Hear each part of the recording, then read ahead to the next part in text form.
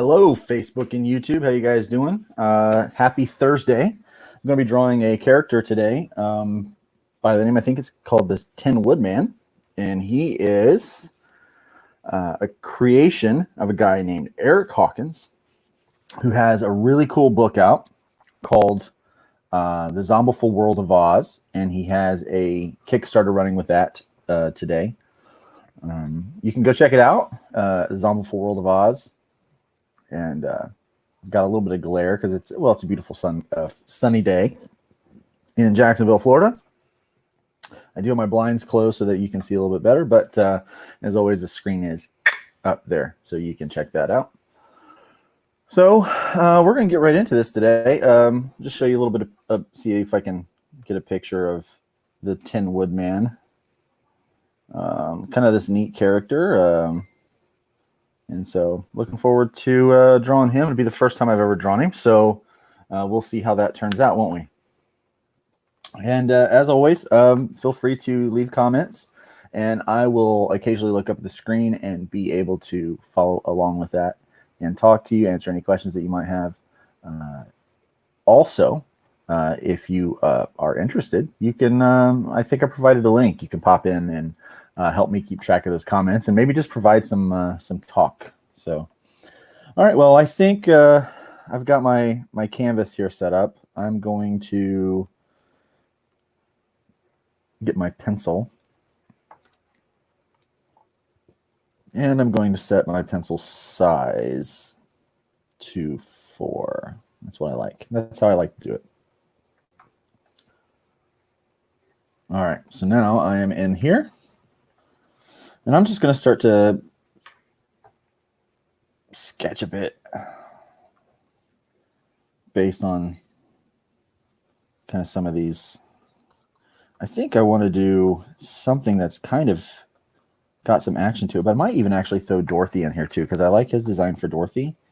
It's kind of cool. So, Eric, if you're watching, I'm going to try to do your character justice today.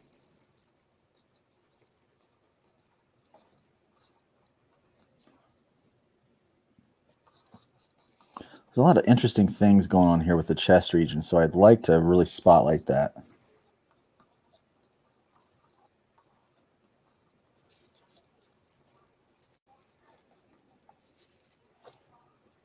You know what? I think I will put Dorothy in here somewhere.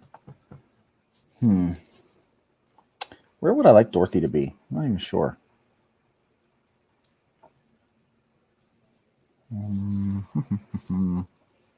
Let's finish sketching him in. I could always throw in another layer. One of the cool things about working with the digital format is I'm not married to any of the lines, and I don't have to kill any erasers to change my mind.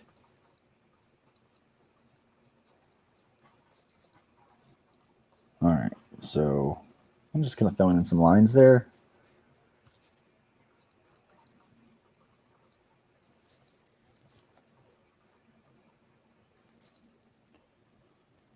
Another shot of the face. His face is covered most of the time. He's got these cool goggles, though.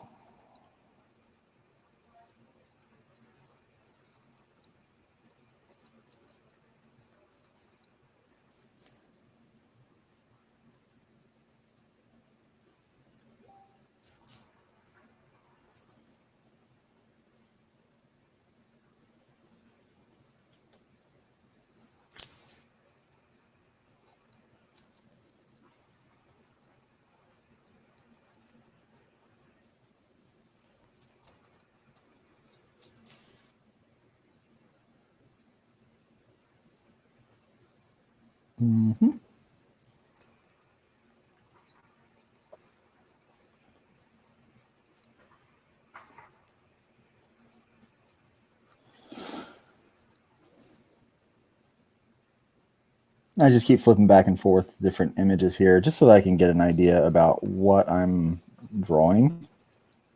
Again, I've never drawn this character before. I wanted to make it like legit. like first time that I drew it was right now. I like the straps. Eric, if you're watching, I like all of the straps and stuff that you have on this character. It's really quite neat.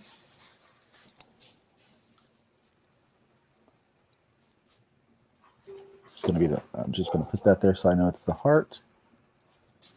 And then, so yeah, so I just found out about this Kickstarter or this project a little bit ago from Brian K. Morris's show. And I think I'd maybe seen it a time or two, but hadn't really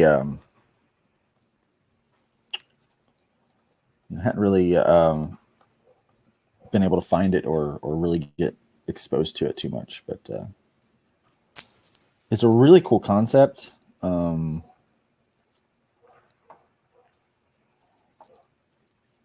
course, I don't know as much about it as Eric does, obviously.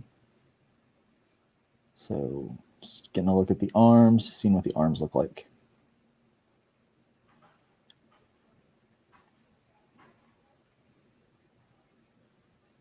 All right.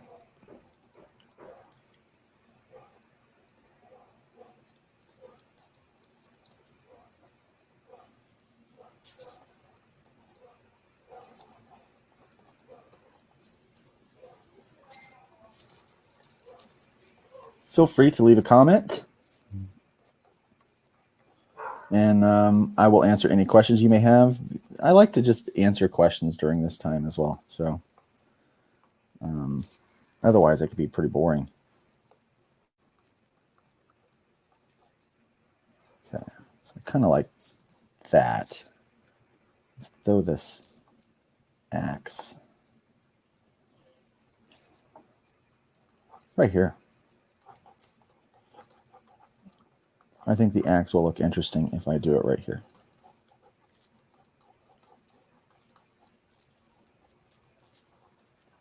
Eric, hey, thanks. I'm glad you like it so far. Of course, we are far from over here.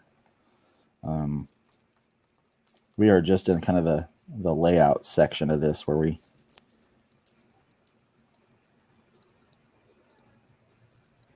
kind of plot where everything's going to be.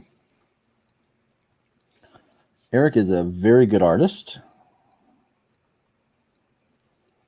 And so I hope to make him proud with his creation with today's draw. All right, so those straps go all the way around the head.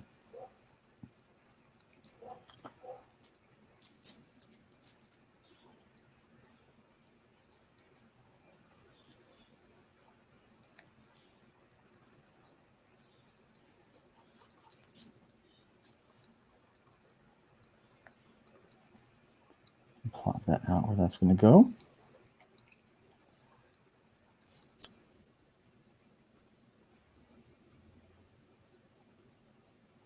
There's a rivet thing there. Am I getting that right, Eric?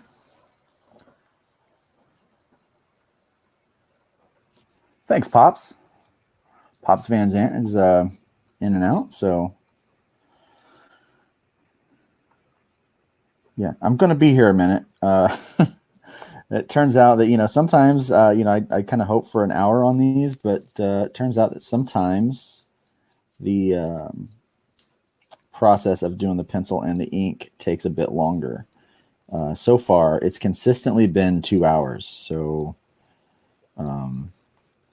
if you've got 2 hours to kill, that's great. No, you can always come back and watch later. All right.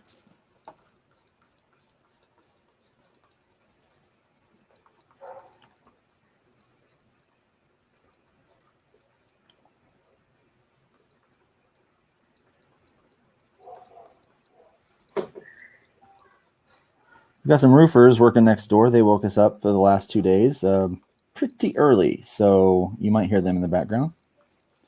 Or you might, at the very least, just like you design. Awesome, great. Really like that I'm getting that feedback. I never know. Like, with these. I always want to make sure that I'm getting it right, because especially when someone has an iconic character, and I would say that this is an iconic character for Eric. People certainly know the character.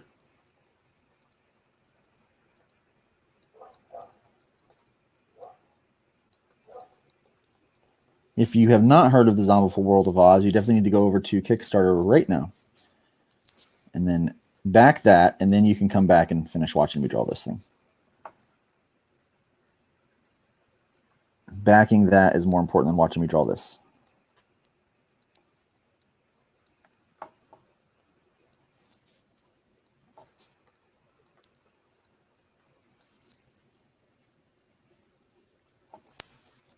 Oh, don't want to forget that. It seems he's got a little gauge over here. And Eric, when I'm done with this, it will be all yours. Yes, Travis, this is the very first time that I've ever done that. If you're free, Travis, I will send you a link and you can pop in and chat with us if you like. I get tired of hearing my own voice most of the time.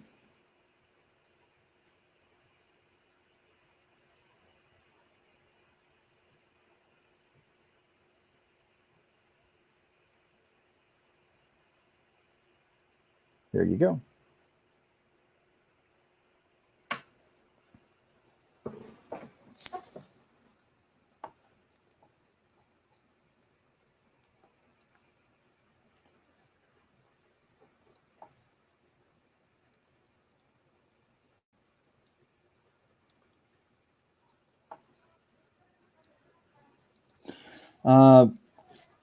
Zombiful World of Oz is really brilliant and bright, and at least the art that I've seen. I haven't got my book yet.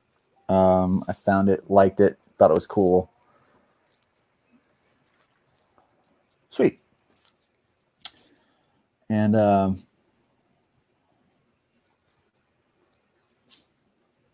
right, so it looks like there's a bit of a thing here and some wires in there. I'm just going to kind of make these lines for wires. And there's rivets everywhere. And then it looks like a strap. Tim, what's up, dude?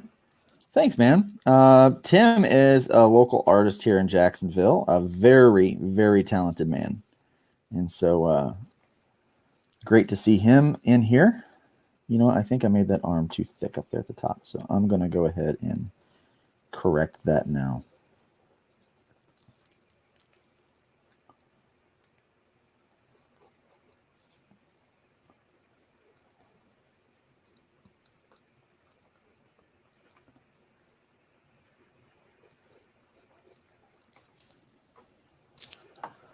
Ooh, that's fun. Huge fist over here.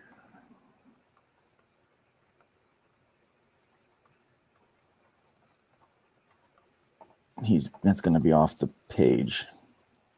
I could probably shrink him and make it all on the page, but I kind of like this filling it up. Eric says the first issue is mostly sepia tones as they are in Kansas. Okay, that's cool. But when they get to Oz, everything is bright and colorful. Oh man, I can't wait to get my freaking book, Eric. Can we just fast forward time so all this can be done and I can get it? This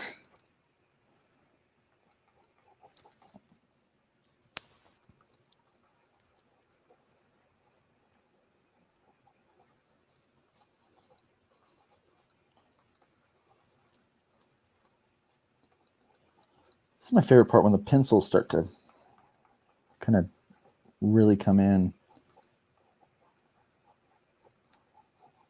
I'm starting to actually see what the page is going to look like.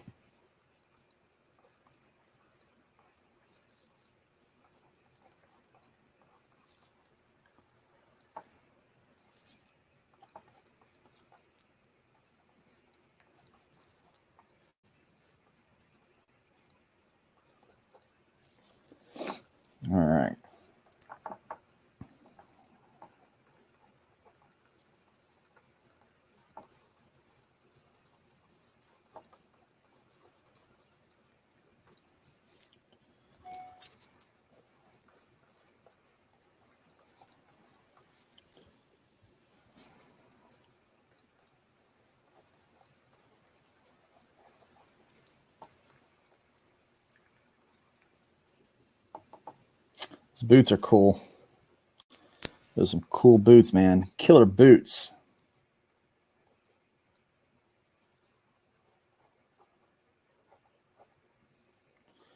Eric, you do a great job with character design. This is really cool. Very, very cool looking character. I love the idea. I kind of wish I would have had it.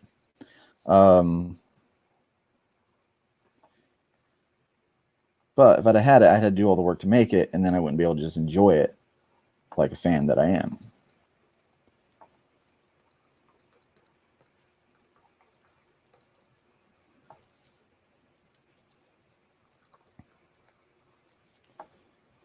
Okay.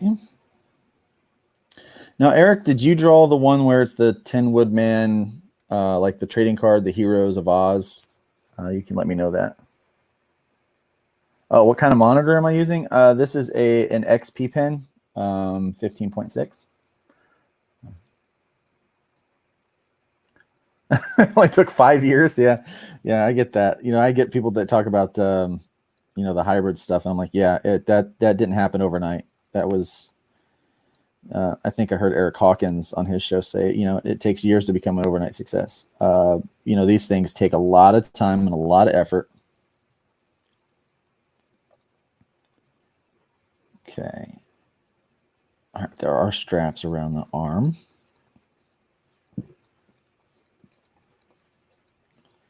I'll be able to draw those in.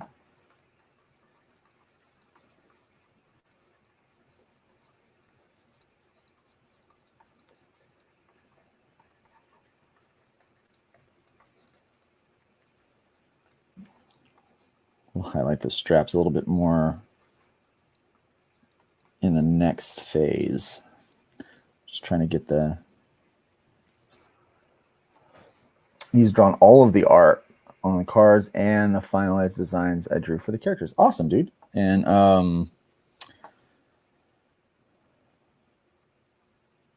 so on his belly, I see on one it says Tin Man, and on the other one it says Woodman. What should his belly say? Let me know.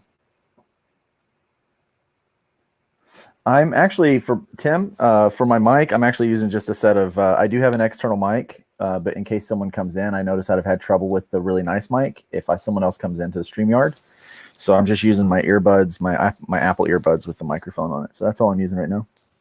Why does it not sound good? Or does it sound good? You can let me know. Let me know how it sounds.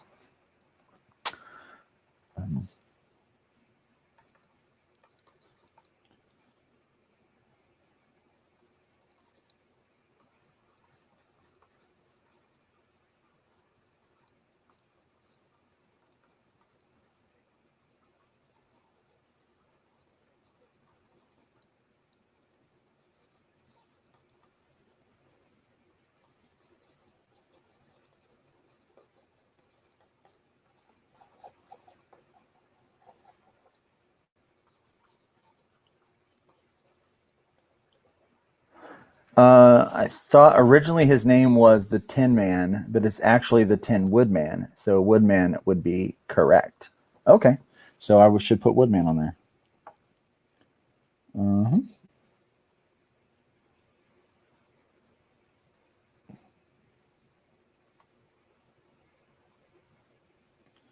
So I am a letterer, but not by hand. I normally would letter.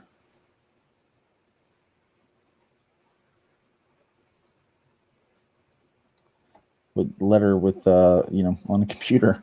So I have to do that by hand. Oh, that's cool. So for those who aren't reading all the comments from Eric on Facebook, and maybe you're watching this on YouTube, it says that his belly is like a door to a wood-burning stove, which is pretty cool. Oh, it does sound good. Yeah, it's really simple. I'm just using I'm not using anything particularly difficult to get a hold of. Okay, I think okay, let's start working. I think I've got all of the details that I can actually put in the picture. Is he got 3 fingers or 4 fingers, Eric?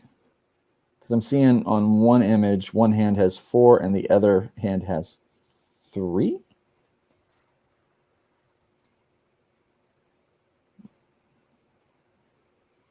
And over there it has 4. Not sure. Okay. All right. Well, I think that we can. Ooh, magic.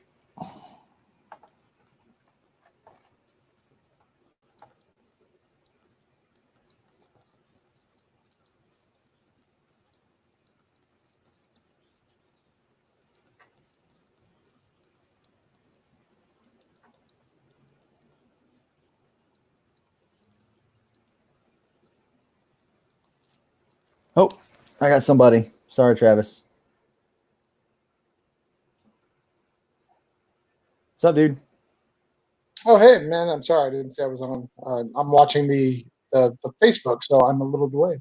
Oh, Sorry, my son's sleeping, so I only get a little bit of a chance to take a shower. So I went. Oh, dude, and take it. So it's looking good. Thanks. Yeah. So, yep, never drew this character before. This is my first go at it. And I did it intentionally that way because I wanted to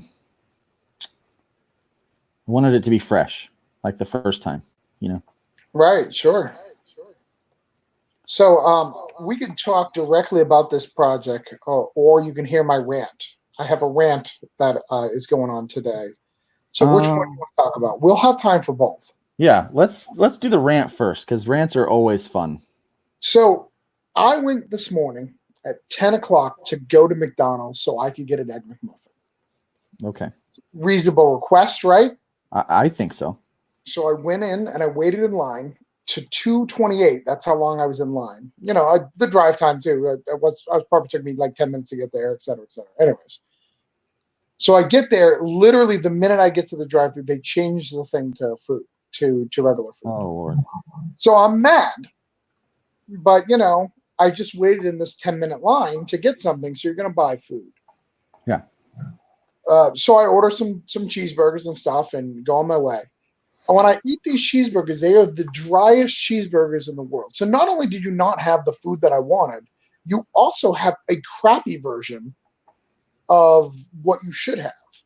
So it was devastating, and I'm angry. And I'm not an angry person. I tend to not like get angry. That's not an emotion that's active in me. I only get angry like periodic, like once or twice a year. So I have still so much rage at McDonald's. You have no idea. Because you cannot, the first food that you serve, I was the first person to get lunch. And it was bad. How is that possible? You know, I don't know. But it is McDonald's. I mean, there's not really a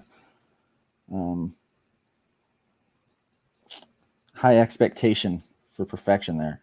So it angers me. It angers me.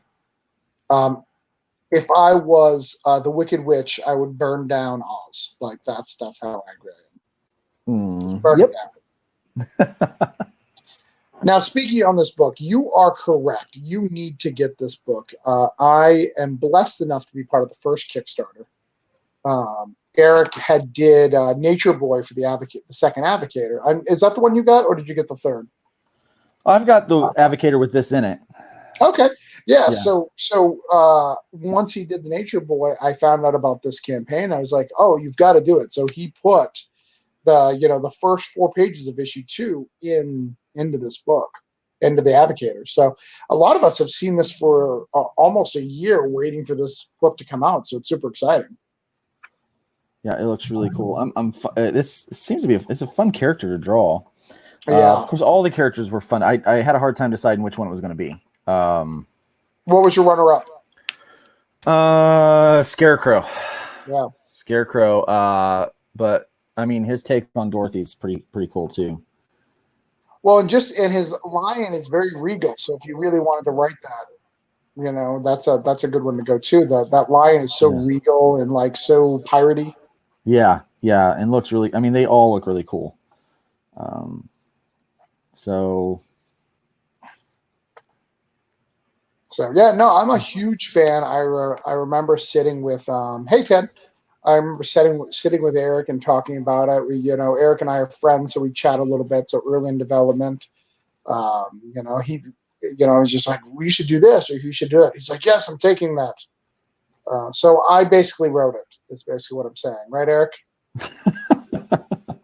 That's not true. I gave him one idea that I'm not even 100% sure he actually used.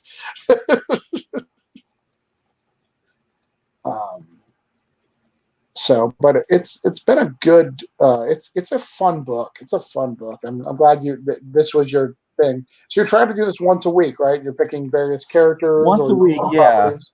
Yeah, and I don't always want it to be mine, right, because I draw all my characters all the time, and I don't want people to think that Luke's just out there promoting himself all the time. I want to promote somebody else's work. I do like promoting my my drawing and stuff. So why not do both a little bit? I'll draw your character and talk about your project. Well, and the other thing that people don't know too, because I was on one of the first ones you did, you could actually buy the art too, which is really cool. So at the end of this, you could buy this art. It does go to Eric, so Eric can use it for whatever he wants, but he prints off a 1 of 1. So what do you do in that? I'm sorry, what's that now? How do you do that? How does that work? Explain that to people. So what I do is I actually met a guy who drew digitally, and I always wondered, like, one of the biggest drawbacks to move into a digital format for me was not being able to sell original art. But we figured out how to do that because this guy who was working for the big two had done a lot of stuff, and he was selling original art at his con table. And I'm like, well, how'd you do this? 1, 2, 3, 4, 5. There's 5 of those. Okay. I have to count. So there's the same on both sides. Nothing bothers me more than not being symmetrical or not having continuity. That just drives me crazy. So anyway, back to what you were asking about. He was selling the original art, and I was like, well, I didn't think that you had original art. And he's like, well, here's what I do. I print off my art, because I can't give away my hard drive, but I print off the art and I sign it and I label it 1 of 1, and that's my original, and I'll never do another one. So I sell that as my original work. And I thought it was a great idea. And I said, dude, I'm going to take that idea. It's mine now. And he goes, no problem. Have fun with it. And so there we are. That's kind of what I do. I sell original art all the time that way. It works just as good. Occasionally I will actually put pencil to paper for people, but I can see you expensive. Covers have such a value to it. So doing an occasional cover with pencil and ink, that makes sense, but on the level, it's funny that I'm watching Luke do this because Eric is actually working on, once Broke Down and Four Dead Bodies is done, Eric Hawkins is taking the first non-Broke Down and Four Dead Bodies book. It's a one-shot called Broke Down and Tapped Out, and he is doing the interior for that. I'm not sure if that's before Zombiful World of Oz 3 or after, but I know that's his plan. Sweet. Eric wants to know if that idea wasn't Freddie Williams by any chance. I think it might have been.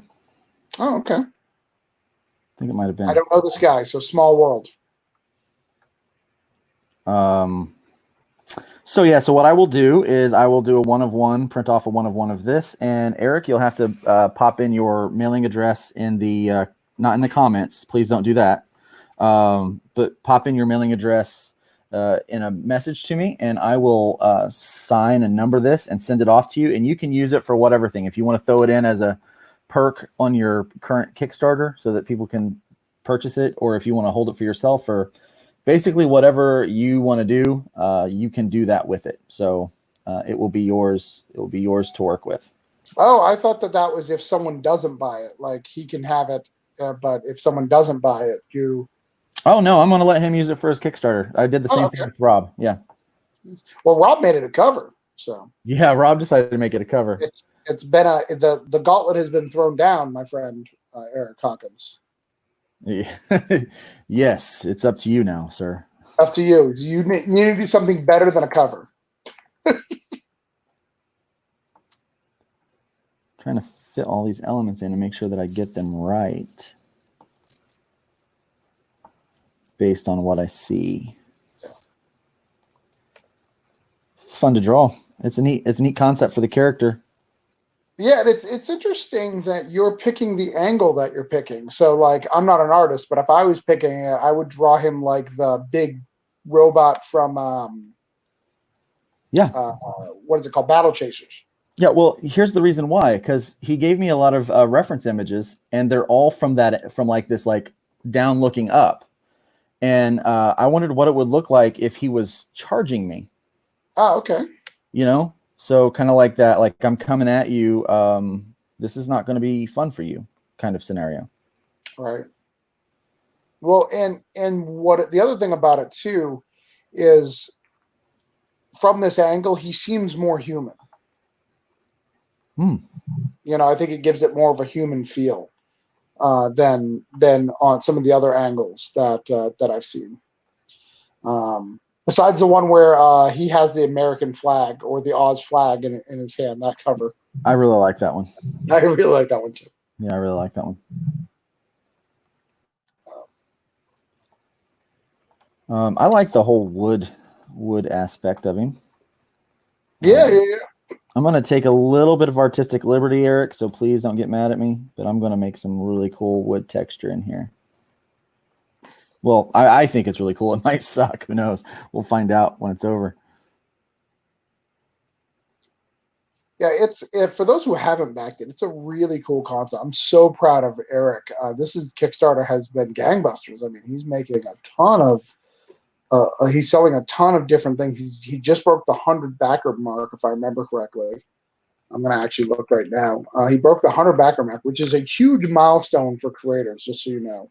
Like, that's our goal, right? Our goal is 100 backers. Oh, yes, it's a big deal. It's a huge deal, you know. It's getting that milestone. Like me, I'm at 180 is my highest back.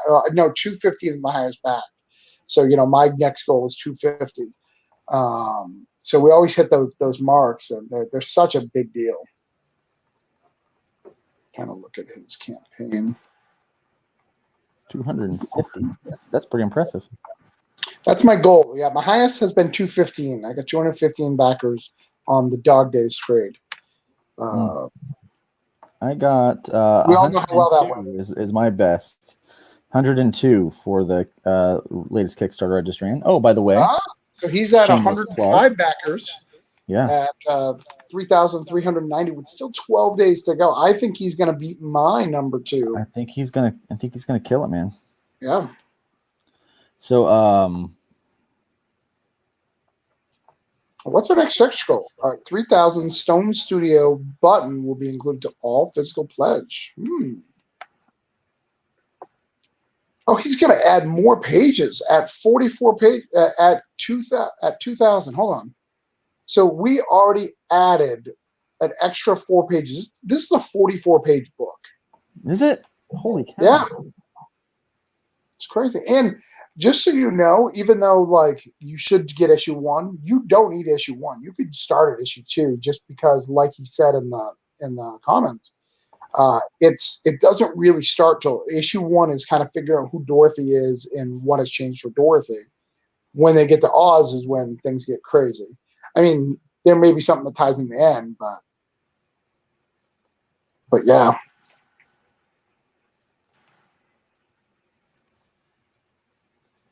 Eric says, that's cool. I take liberties with him every time I draw him. Well, consistency is important, Eric. I mean, I haven't seen any inconsistencies except for maybe 3 fingers or 4 fingers. So,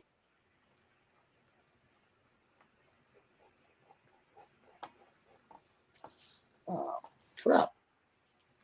I'm building a website while we talk. Hey, that's great. I'm working too. I'm drawing. Some work to do. Yeah. Because we were talking, I installed something, and now I have to figure out how to uninstall it because I didn't write down the name and password, so I don't know how to get into it. Oops.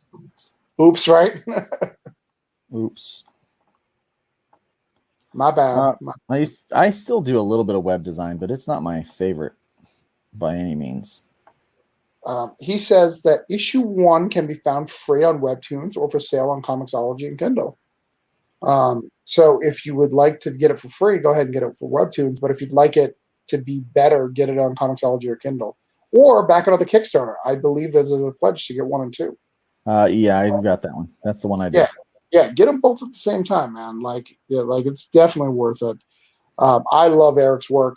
That's why I hired him for Broke Down and Tapped Out, my wrestling comic. I love his stuff. Ted Davis says, "Hey, Luke looks great." I keep rubbing my hair. I feel like I'm like flirting with somebody. Hey, Ted, what's up? You're looking good, Ted Davies.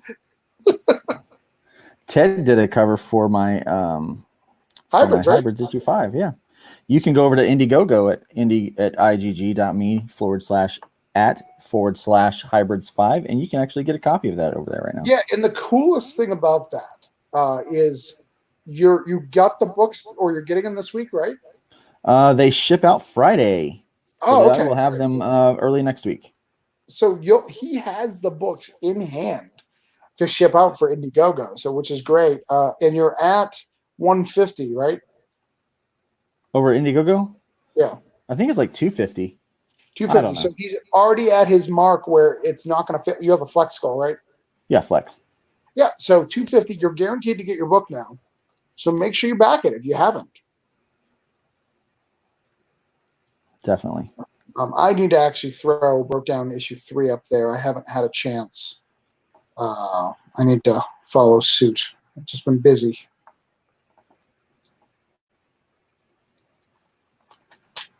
So let's see what questions we have here. Trying to help you out. I appreciate that because they're all talking to each other. Ted Davis saying hi to Eric Hawkins. Eric Hawkins saying hi to Ted. They're all cool just wonderful talking. Anybody have any questions about hybrids, about Zombiful World of Oz? Go ahead and ask them, and we will get those answered for you. If you want to ask Luke about his technique, go ahead and do so. Or like you did, why I make the choices I do. Yeah, right. Are they good decisions? Are they bad decisions? We do not know yet. He's not finished this page. Yeah, we'll find out. We'll find out. And Luke, I'll tell you, Luke will trash something. I wouldn't say he trashed because I wouldn't let him, but we already had a cover for our book, and he went and did a new one just yesterday. Yep. So actually, Luke is always trying to make it better. Actually. Showing it off. There's a peek at it, yeah. Spoilers, guys. I liked it better. We're not going to show that for a while, so hopefully you screenshotted it. That was it. That was all you get to see for now. Just a peek. But it looks really good. I will tell you that I showed our friend Chuck it just a little while ago. And though Chuck really likes that cover, one of the things he said, it breaks his heart. His quote. It breaks his heart losing the Spotlight one if we got rid of it, because the Spotlight one for him shows the audacity of this guy's willing to go against Christ the Redeemer. And he thinks that's important. And I think that's a valid argument for that. I do cover. too. Joe doesn't want us to get rid of those covers. He wants us to keep those. We are. I don't think that we are at the point of development where we need to make those finalized decisions yet. We'll do something with them. Oh, absolutely. Whether or not they're on the Kickstarter or not, we just don't want 1,000 covers on the Kickstarter. But maybe we'll have 1,000 covers. It's in issue 1. Who knows? Who knows? I clearly don't know. So Eric, is this the first person who has drawn your characters that's not you? Because I don't think he has it all covered by someone else.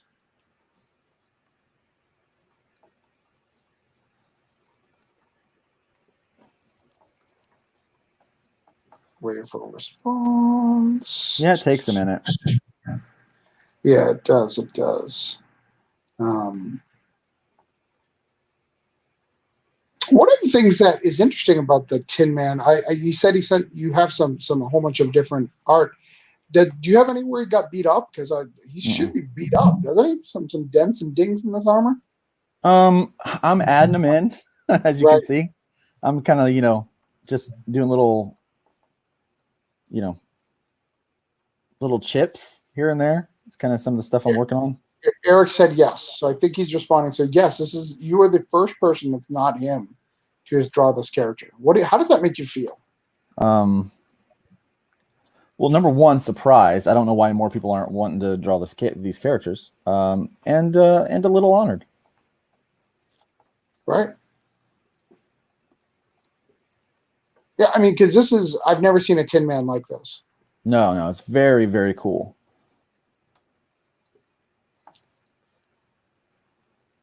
So I think that's a big deal, and a big showcase. I think he does some great design. It's really awesome. I think this is, and correct me if I'm wrong, would this be your, sixth comic book, Eric? I think this is your sixth comic book that he's done, because he's done two Spencer Spooks. He's done one Zombiful World of Oz. He's done Hollywood Psychics, I think is what it's called. And then I think he has a full Nature Boy that's done. Eric says, I take that back. Someone did draw something the day I launched, but that is all I know of.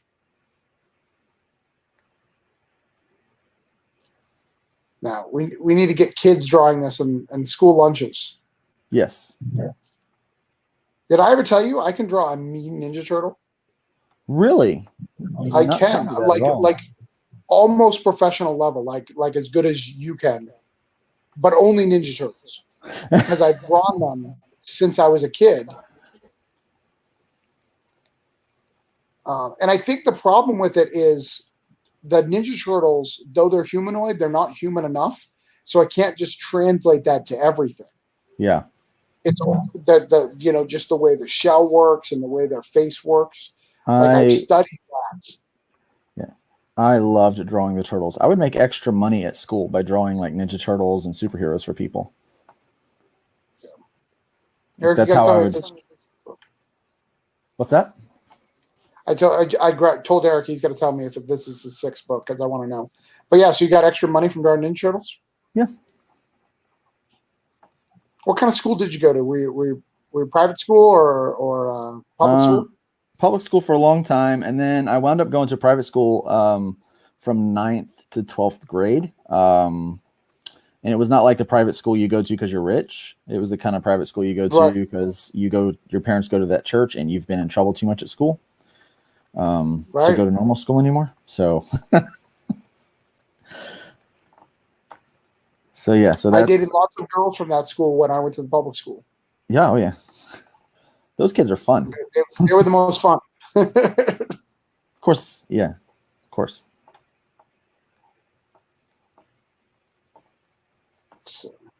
So many relationships and bad things have happened in Bible schools than regular. All right, hold on. Let's see what he got. He's got Celebrity Comics, Celebration Comics, Spencer Spook, Zombiful World of Oz 1 and 2, Celebrity Ghost Hunters, and an unpublished Skyman book in the short Nature Boy for the Advocate. So 1, 2, 3, 4, 5, 6, because Nature Boy was only a four-pager. So I'm right.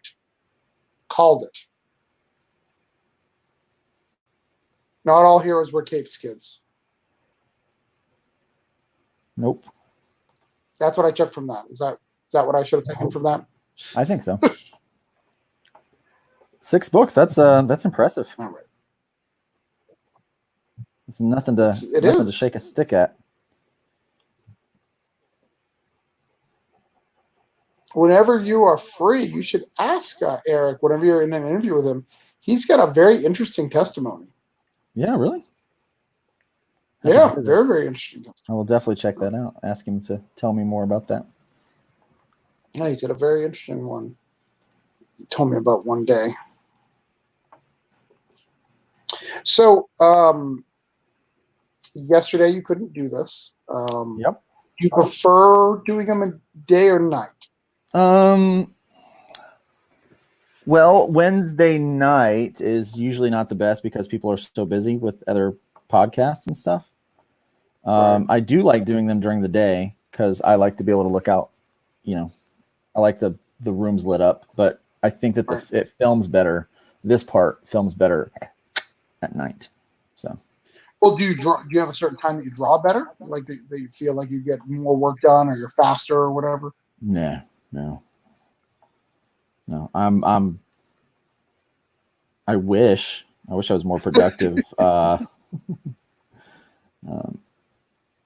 It'll hit me at weird times.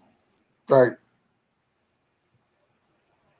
And I'm sure you're just like a writer where just some days, like, I'm not touching it. I can't. I just can't.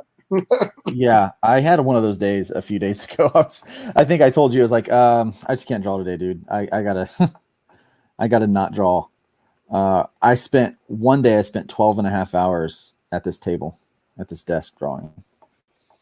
And Wednesday is usually my day to get a lot of art done. But I was lettering a book yesterday.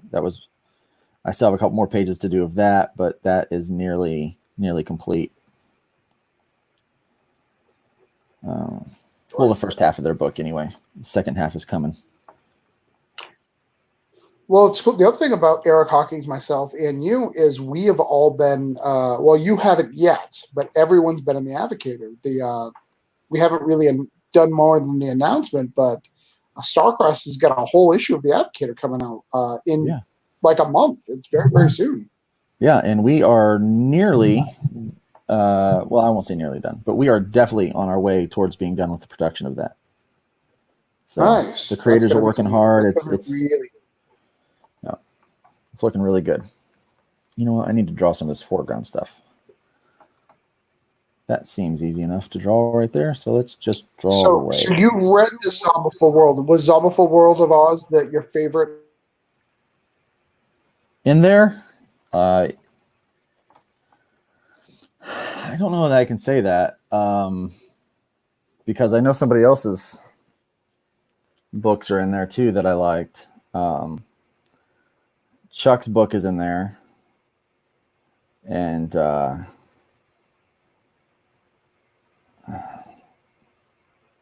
Dead Kingdom was pretty good. It's got zombies in it, but I think Zombiful World of Oz definitely stood out to me the most. I can't say that was my favorite because I don't like to pick favorites, but it definitely made me think more. I was like, wow, this is a cool idea. How on earth did it, did someone come, have this concept and stuff? So it was really cool.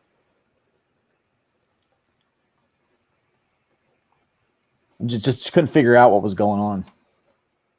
Oh, I lost him. So I'm sitting here talking to myself. But I couldn't figure out what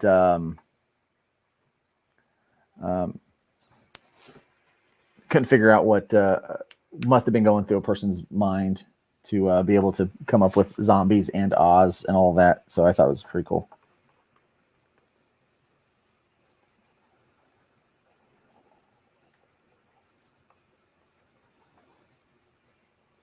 He's back. I have really bad internet, and I've been afraid to call the cable company because of the COVID. So it's been crazy. Oh, the COVID. But I'm back. So where was I? All right, we were talking about. Yeah, so you were asking me, and I was like, I don't know that I can pick a favorite out of it, because Chuck's book Belial is in there, and it's pretty good too. They were all really decent books, but that one had Zombiful. Mm-hmm. Baal. It had Rob's like a cosplay thing. Yeah. There's Dead Kingdom, the chimp in the brown hat. Yeah, Manny Wolf. Manny Wolf, and then Reapers was the one that had. Yeah, and so I'm like, they're all kind of good, and but it was definitely the idea, the concept. I kept thinking to myself, how can a person, like, I wonder what was going through a person's head when they come up with this idea, right, to do zombies and Oz. And I was not upset with it in a bad way. I was like, this is really cool. I think the only thing I was upset with is that I wasn't the one that had the idea, as I said earlier. Boots. These boots are killer, dude.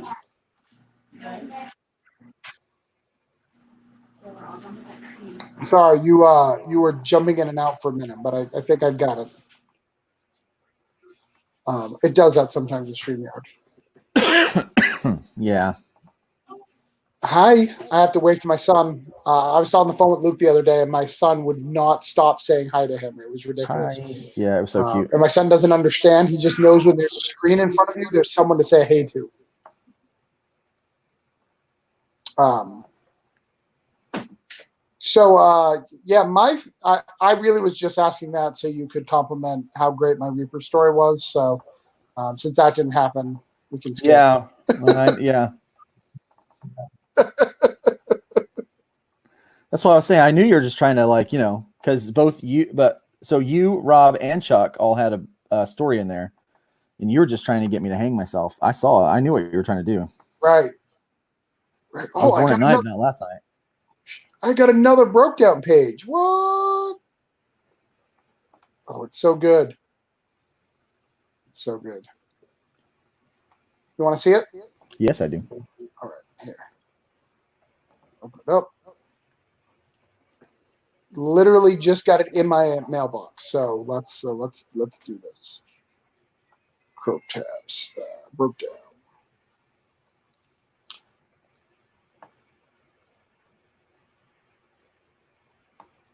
What do you think? Oh, dude, that looks good. It's really, really good. I'm really excited about it.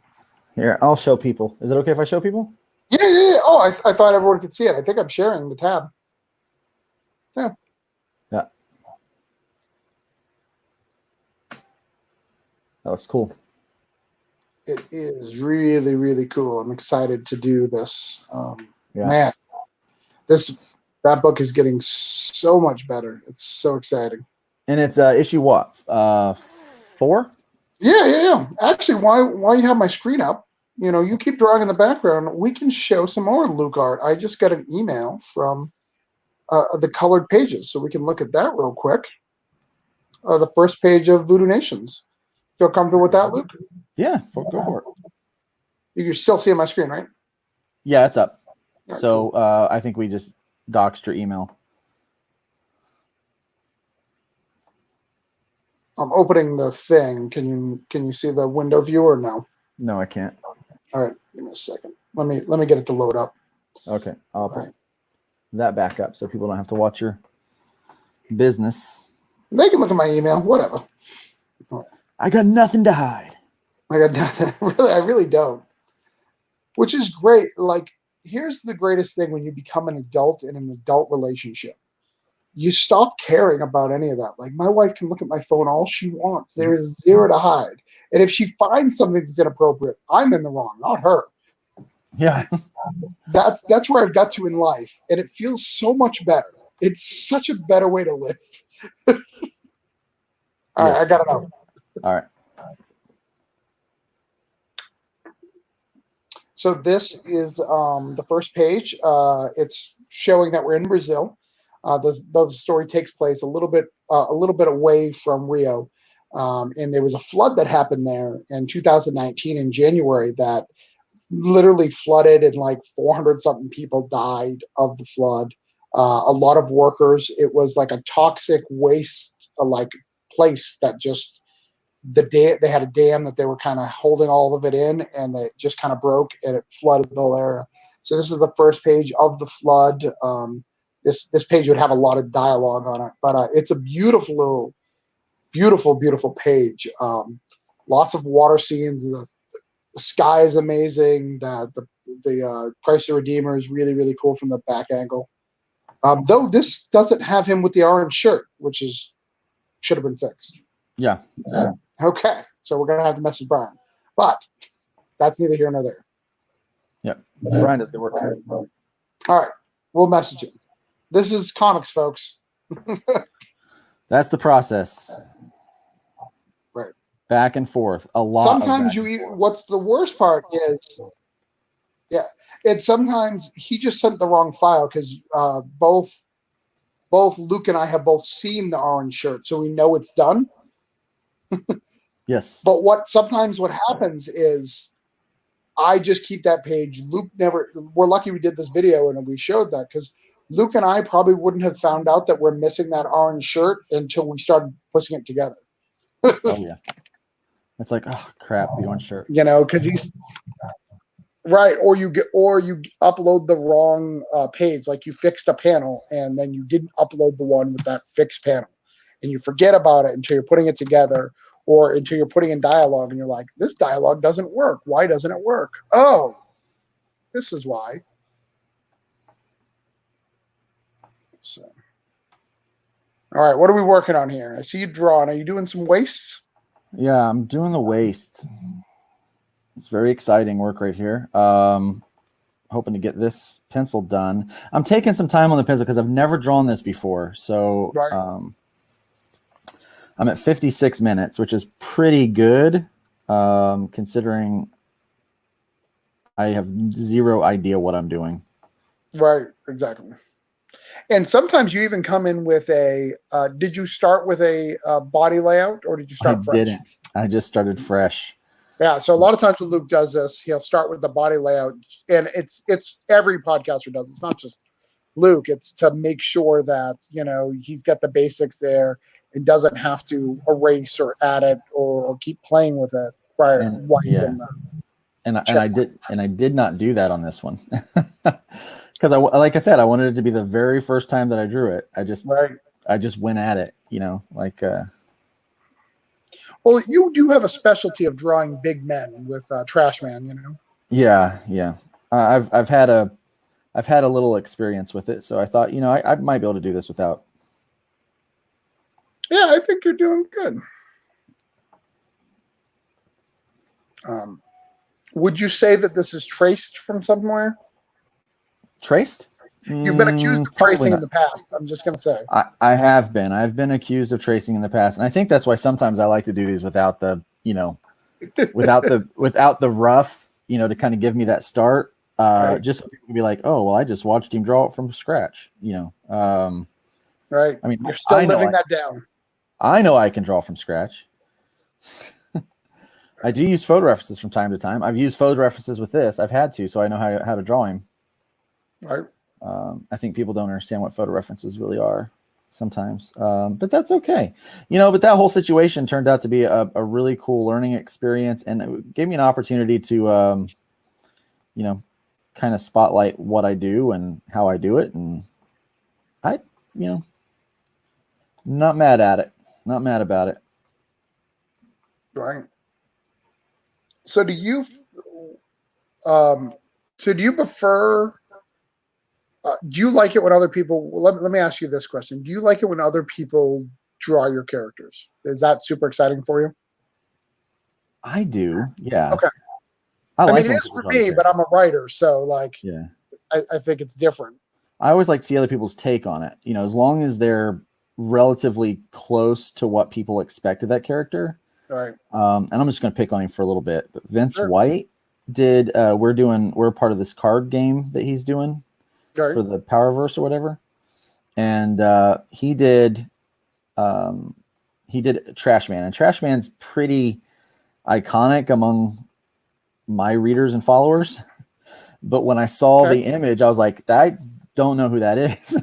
Like, that didn't really look like. He took a lot of liberties with it, and I'm like, and I'm fine with, like, you know, taking some liberties, but I mean, it was to the point to where I didn't recognize him, and I was like, maybe we need to get that taken care of. But he was such a champ about it, and very, you know, he's like, oh man, I'm sorry, and I'm like, oh, don't be sorry, just it's cool. I just, you know, especially with the kind of the popularity that book's getting right now, I want to try to keep it as recognizable as I can. Well, and the big thing that you got to factor in when you're doing something like that is, though the character isn't, you know, Trash Man, I would say, is probably not super fun to draw, right? He's a big guy with a beard. Yeah.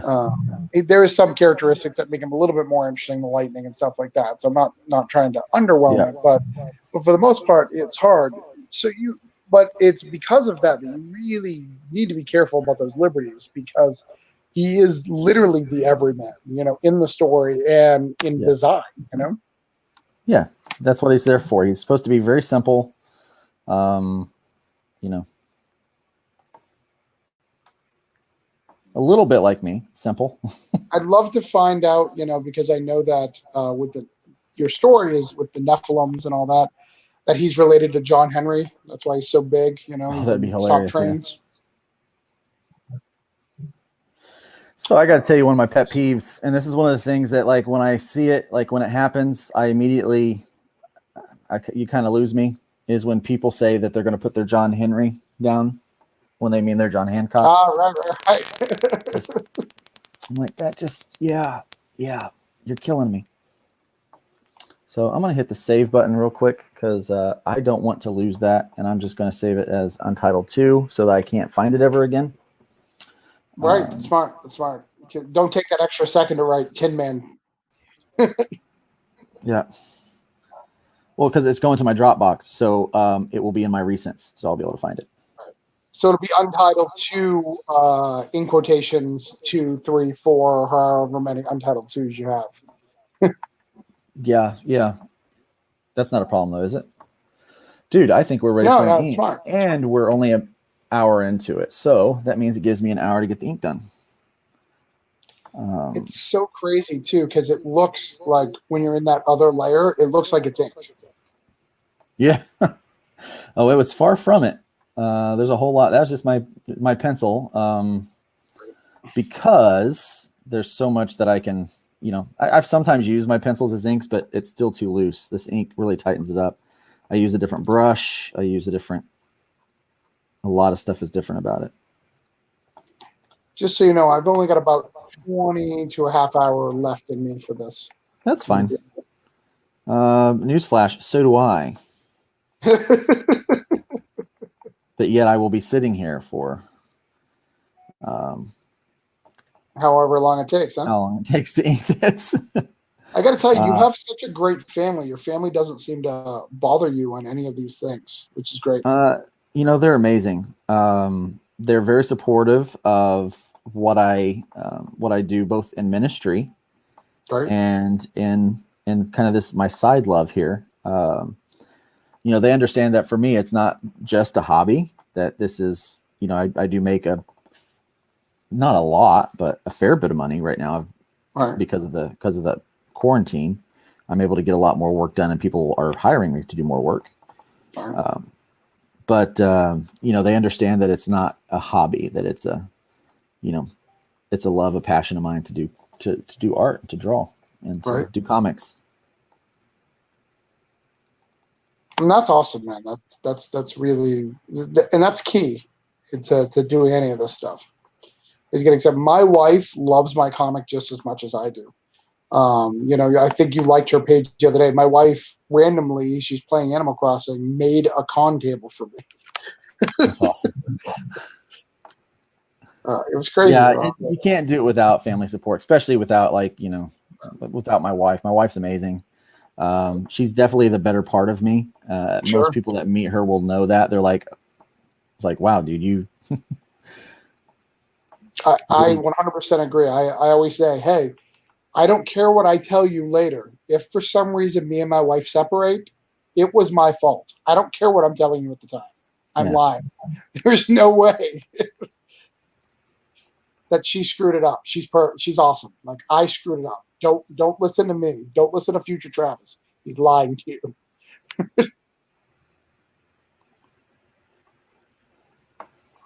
Yeah, she's very encouraging. It's funny. Sometimes she'll be like, "Go in and make me $100."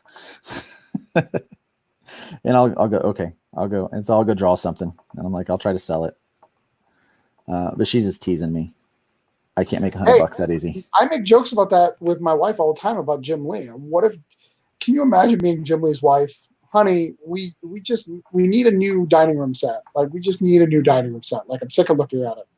And he goes and does what you're doing right now, puts it on eBay, and then gives his wife a dining room set. Like, mind blown. Oh man, I would love to get to that point. Today on Never Mind the Furthermore, Brian Morris was talking about, kind of setting your dreams and following them. And one of my dreams is to, so right now I'm a full-time pastor. And I really, in I believe it's 2 Thessalonians. I should know this off the top of my head, but I might not. it talks about Paul's, Paul's talking, he says, when you know that we weren't a burden to you. Right. And I always, like, in ministry, you just see all these pastors that tend to be a burden to the congregation, and they they seem to be more about the money than they do the ministry and that kind of stuff. And I just don't want to be that guy. And I've always wanted to be able to kind of cut loose that salary from the church so that I could pour into it. So right now, as I'm making money, I'm able to tithe to the church and set that example of giving for people. But ultimately, I don't want to be a burden. I don't want to be a burden to the church. So, well, and it's super hard. As someone who, both of us work in ministry a little bit, I do a lot less than you, but as you get older, you realize there's certain things that another job would have gave you that ministry doesn't.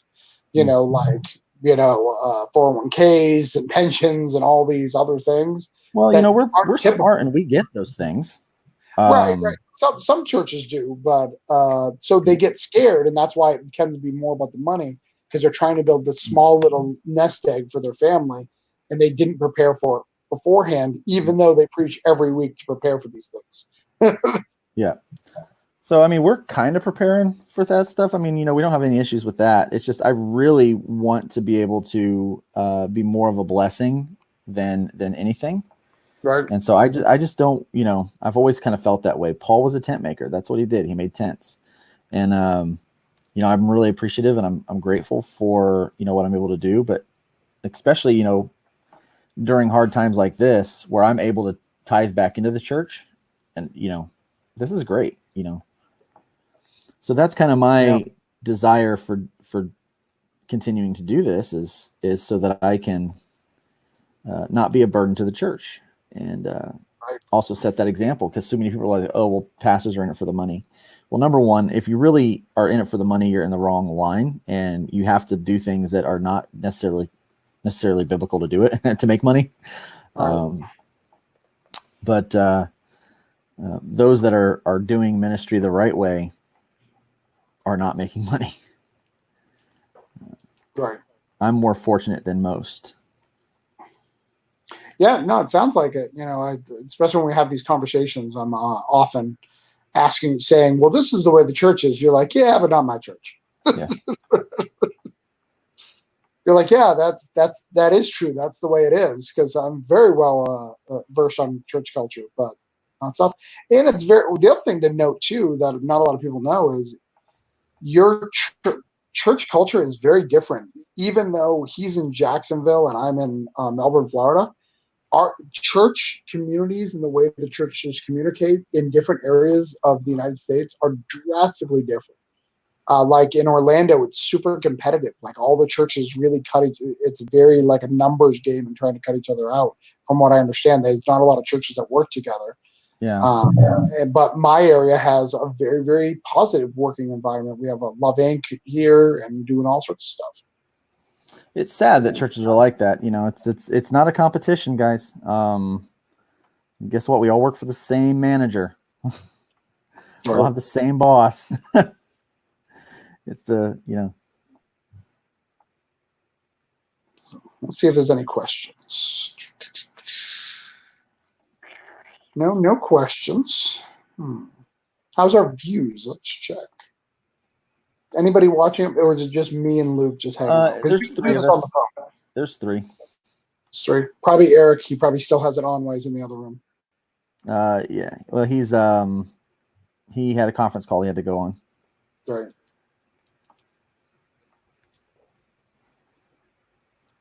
Is this simulcasting to the YouTube and to the? It is, yes. That's fancy. Yeah, I'm moving on up.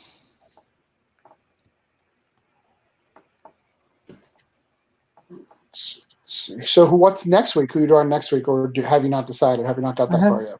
I haven't decided yet, so I'm up for suggestions. Okay.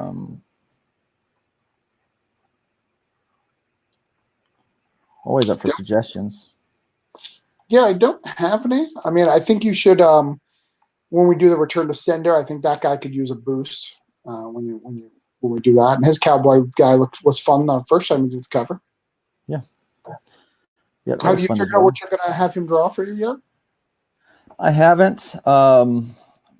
Still thinking about the I think the Voodoo Nations cover that we're having that one guy draw is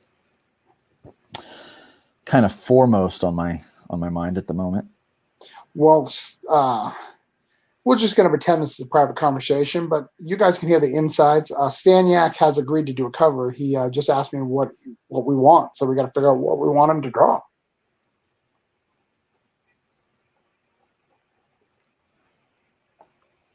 Though that kind of looks cool. Sometimes I'll do something like, wow, that looks cool. Did you hear me? You zoned out for a minute. Oh, I didn't know that. Yeah, I heard you. All right, Staniak, yep. So we got to figure that out. Yep. I did something and I was like, oh, that looks neat. I sometimes do that. I feel you. When I'm throwing down that ink, I'm like, oh, wow. And I'll try to figure out who did that. You could ask him to maybe do something for the big Starcross things that are happening. Yeah. A lot of things are happening with Starcross right now. We actually, a little insider information, had a French publishing company that is interested in providing, wants to work out some kind of a deal to where we can provide Starcross comics to France. Nice. Which is cool because I've already got a few French readers for hybrids, so I send out books across the pond. So these guys pay premium to get the books too, so it'd be really nice if they could get them at a more reasonable price and not have to pay these crazy shipping costs. Yeah, that's really cool. Yeah, I've had a Jerome. He speaks French. The letterer for Voodoo Nations. Yeah. So because he's French Canadian, and he's been talking about doing something up in up in that area. So which is pretty cool, but not France directly.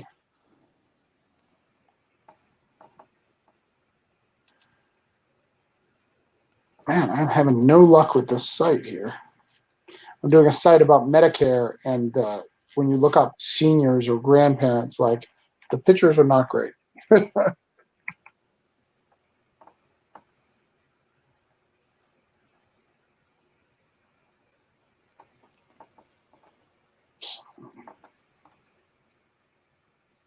How do you feel? How do you feel about the? Yeah, I know you haven't finished the inks yet, but how do you feel about the pencils? Of this one, Yep. I like it. I'm feeling pretty strong about it. So Pretty you confident. the other day when you sent me the voodoo guy that we sent, you did that very, very fast and sent it to me. Was that because you had the concept in your head, or can you do it faster when you're not online trying to entertain? I can do it faster when I'm not talking, and I can do it a lot faster when I'm not trying to draw it for the first time. Right. Yeah. So this is, I'm still working out like some of the ideas to the character here, and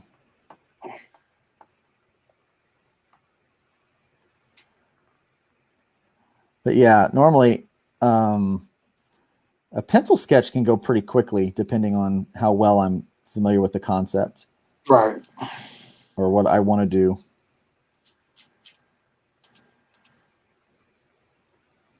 And see, though this is digital, and I could probably use like a lot of different tricks to make all of my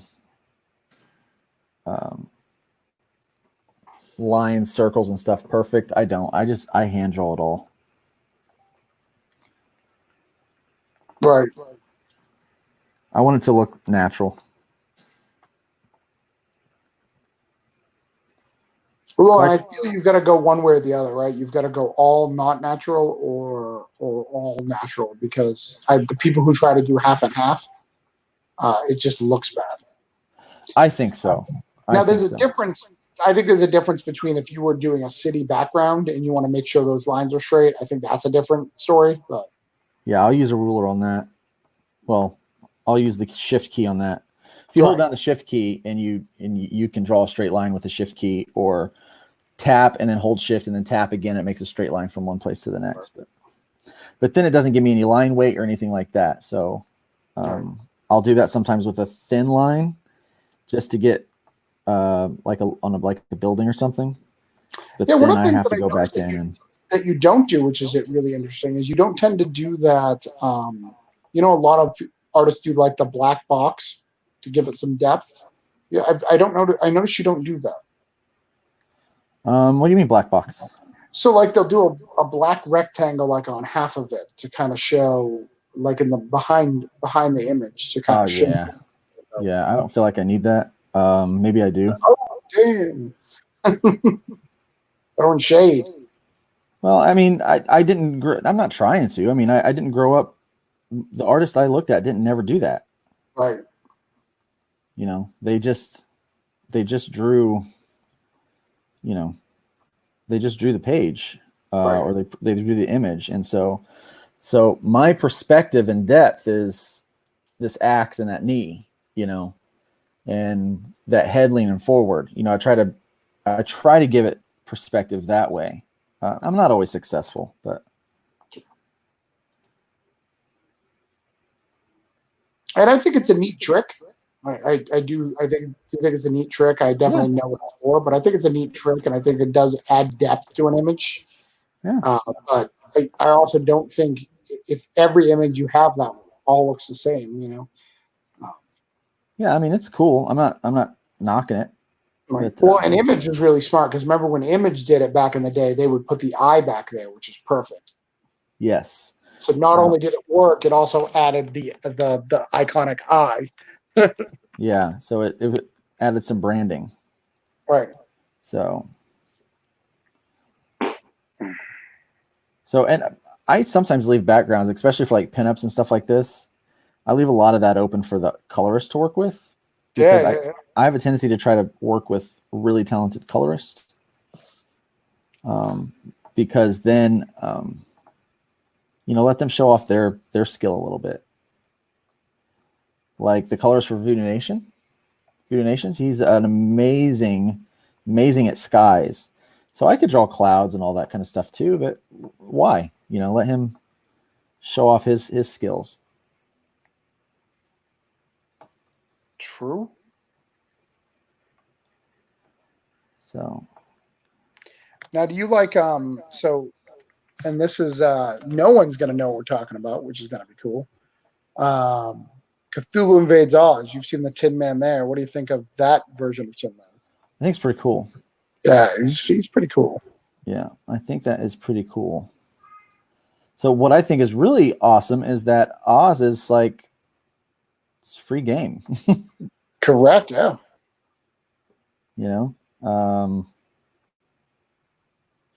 Hybrids Invades Oz. Is that next? Sure, why not? We're taking over Oz. Starcross Invades Oz. I can see that happening. Well, see, like Oz and Cthulhu, like these things have a built-in fan base. Those fan bases are ravenous too for new content. So it really works out well. I'm actually going to offer Eric Hawkins and because we've got Zombiful World of Oz and then we've got Ruby Invades Oz, which is Kyron's book. Allow them to do a Cthulhu Invades Oz pinup in the back with a link to their stuff. So use the Zombiful World of Oz, their versions of that with a pinup with Cthulhu invading. I think that would be really cool. So I'll tell you, here's the thing about an ink. I could spend hours on an ink or I could not. And it comes down to how much rendering do I want to do in there. Right. And I'm not going to lie, the more rendering, the better it looks. You can be kind of off on a basic shape somewhere, but if you render the crap out of that thing, people's going to think it's amazing. That's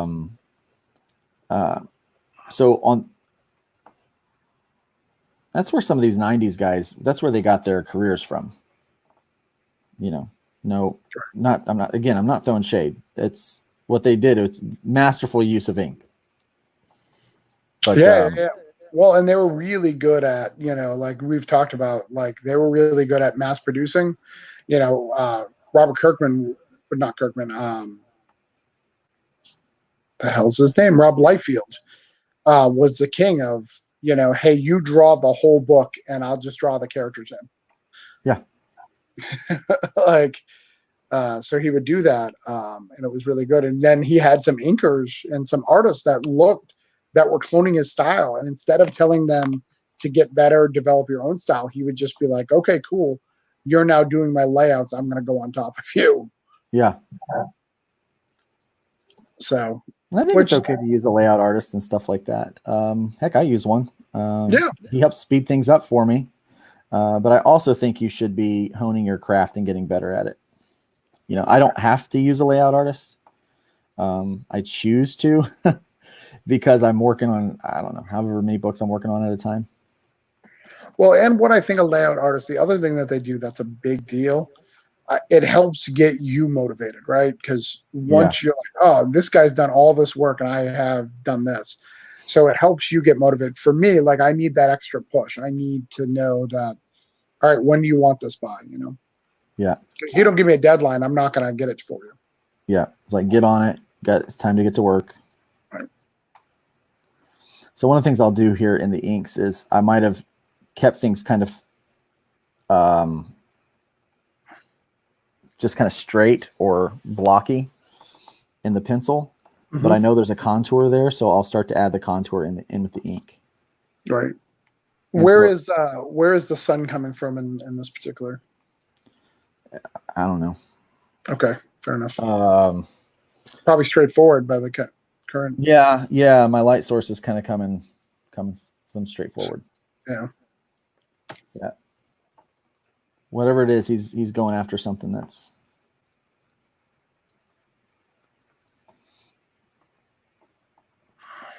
not everything. I don't think out all of the scenarios like that all the time. Sometimes I'll just wing it, and I'm just winging it today. Today is one of those days. So here I did something. I put buckles over here, but I didn't put buckles over here. So I need to change this. I need to add a buckle. Maybe two. Don't be afraid. While I'm at it, I might add a pouch. I don't even know. You mentioned old Liefeld. Go make this a pilgrim version. Add a hat with a buckle there. A pilgrim hat. Oh yeah. So that's how you draw a buckle without having inked it, without penciled it in.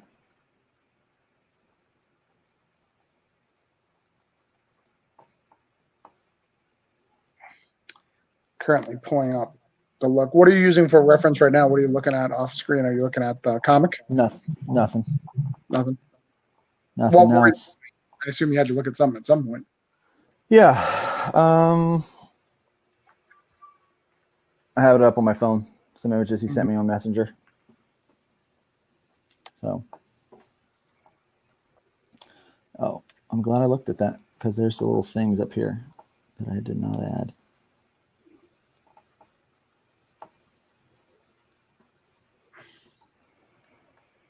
I want to make sure when the colorist goes to color it, they've got a lot of work to do.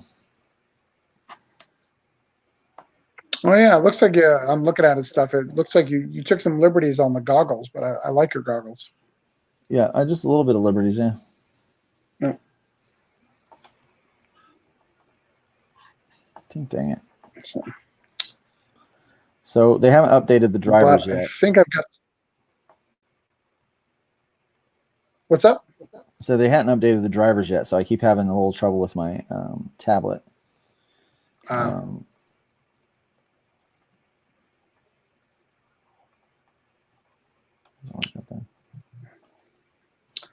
think I got some bad news for you, though. I think I've got to go. My wife That's fine.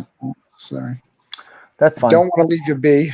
But anytime you see me on and I'm on the thing, you're more than welcome to pull me over, and I will gladly talk with you and make sure that you're not drawing alone. Yeah. Well, thanks for joining me for a bit.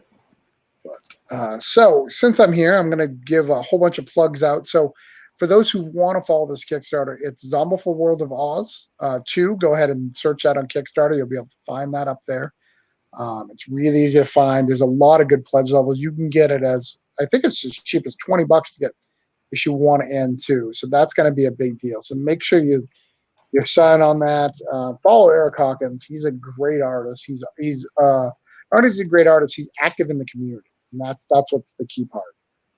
He's active in the community, so he's always active doing something and stuff. I'm going to look for hybrids right now on Indiegogo and tell you about that. So hybrids, if you're not familiar and you missed the Kickstarter for some strange reason, you were living under a rock, you should have all been inside looking at your internet, but if for some reason you weren't, you could find hybrids right on Indiegogo. So hybrids. Oh wow, it looks like I did not know you did. You've done all your double things on your campaign. For the last couple, you've done the double. Yeah. So hybrids is up, and it's the complete arc. So this is the first storyline. So this is, before the trade, this is what you want to get, and it's really well put together. There's a lot of really good options. You can get the Ted Davies variant. You can get the Adrian Fernandez variant. You can get a lot of really cool variants here. I think that's going to be super important. There's also a complete foil set for $100. Someone's already claimed one of them, but you definitely should. The other thing is you actually also get the standard print with that as well. Oh, cool! Yeah, you get the collectible foils, but you also get the standard. So you get the readers. So nice. They're really cool. There's some really cool covers for hybrids. I love some of the covers. My favorite cover, I think, is, believe it or not, probably, I don't know. Let me decide. The first one? No, I really liked the second one. Oh, okay. I like that team. I like the composition. I like your I don't know his name, but the animal guy, like Sabretooth looking guy with the spot with his hair. Yeah, Rascal. I like his composure to the right. I like the shadow on the left of the eye. In fact, I like every picture. Your trash man isn't as strong on that one compared to some of your other ones, but yeah. But I really like that angle. And if you guys don't, one of the coolest things about hybrids, and I'm not doing this both months, you actually get to see Luke progress as an artist. I've seen all the PDFs. I haven't actually read the issues yet, except for issue 1. But every issue, he gets significantly visually better, which is awesome. Because you don't see that. A lot of times you'll be like, "Oh, this guy got better at such and such point," but Luke has got better every single issue. I try to get better every day.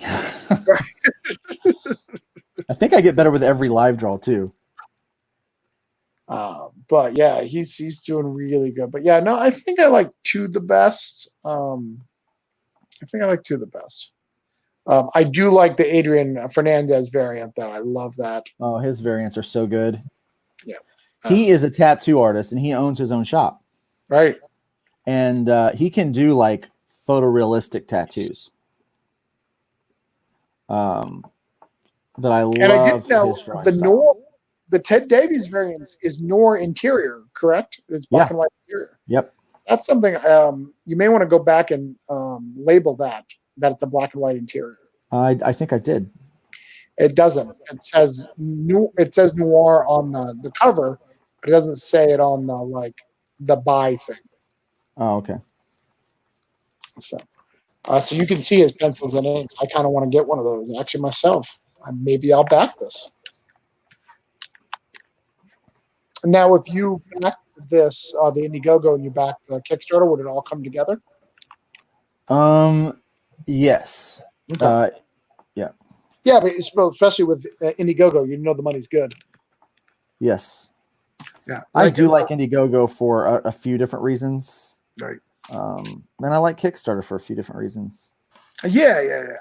The biggest difference is, I think for Kickstarter, the search engine is better. Yes. And it has a better built-in audience. I'm not saying that the audience is better people. It's just it's better at keeping and maintaining that audience versus Indiegogo. I think Indiegogo is a lot more people browsing randomly and not building that community base, that you didn't find outside of where Indiegogo has that. But on the flip side, Indiegogo has the store that you get to keep after. It has all sorts of other really cool features that work. Yeah, I've actually made quite a bit of money off of issue 4 post campaign. Yeah.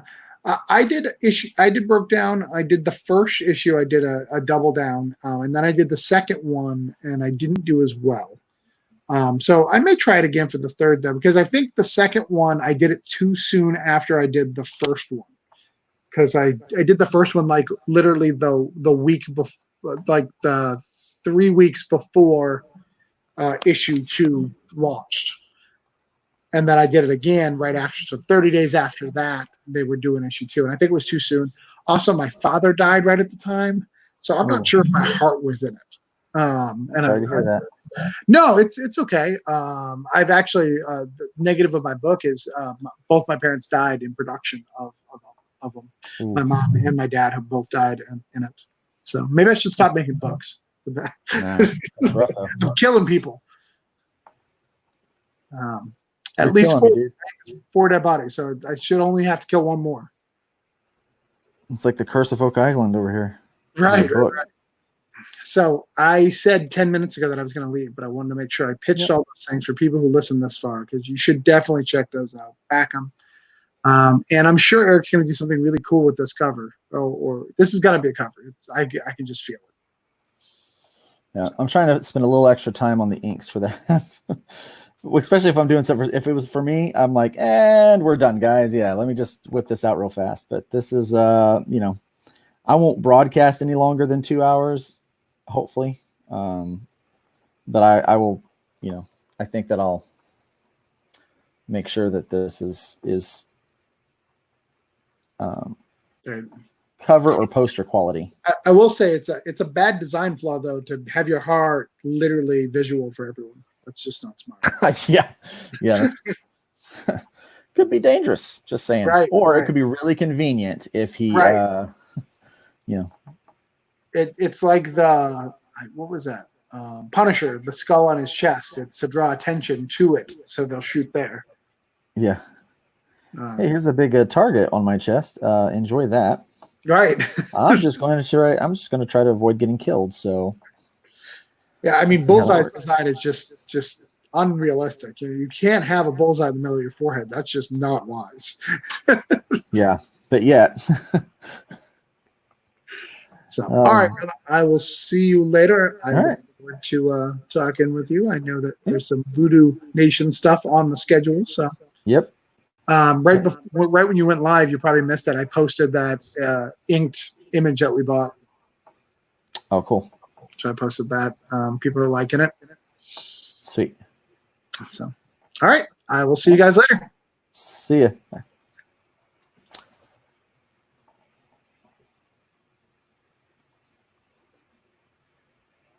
Worst part about this is I can't even have any music because copyrights.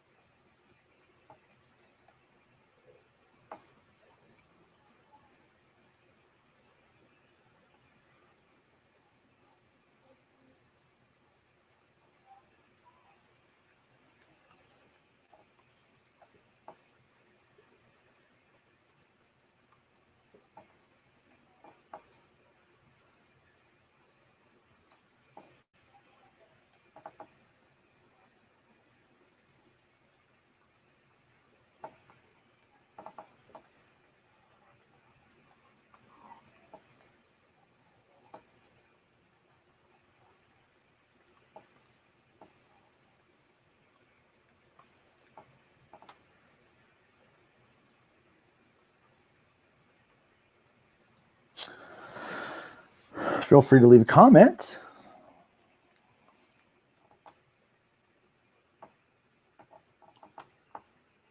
So I'm just going to work in these little wire things here.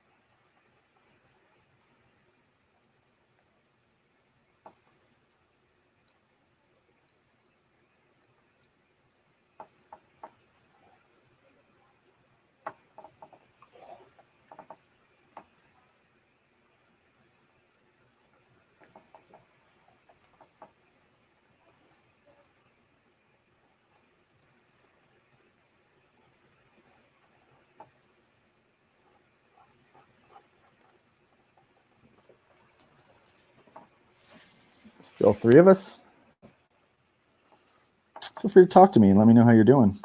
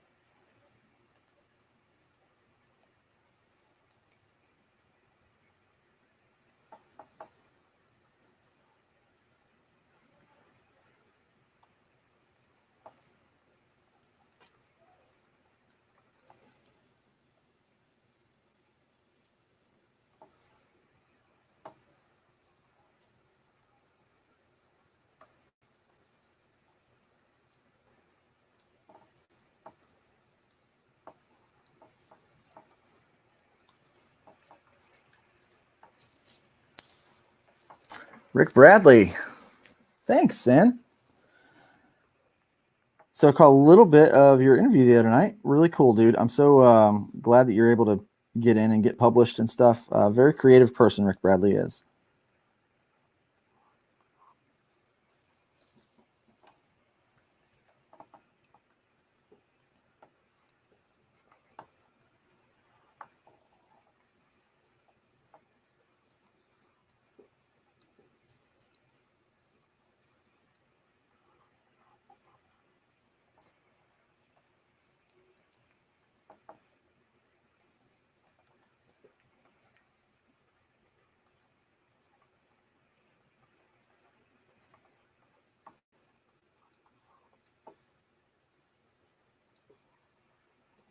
You're welcome, Rick.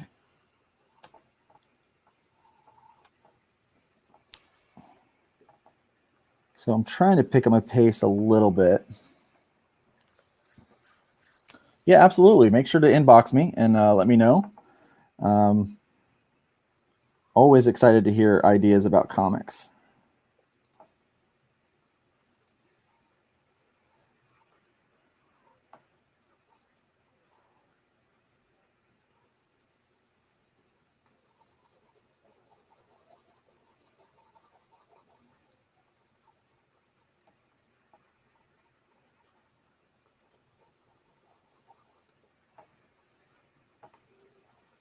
I have to find someone to color this.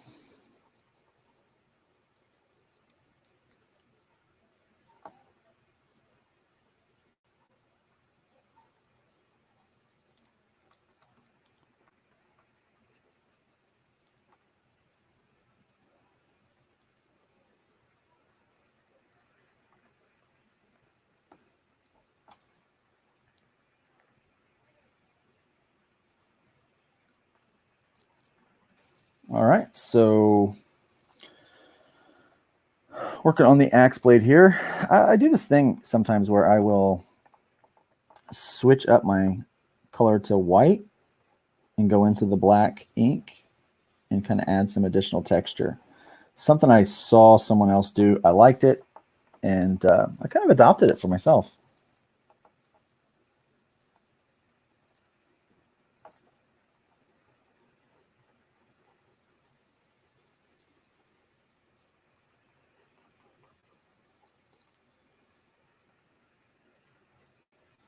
And so here's a quick technique that you can use if you're trying to fill in an area real fast, like that.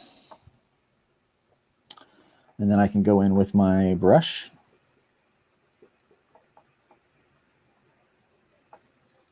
and then I go back in with the white.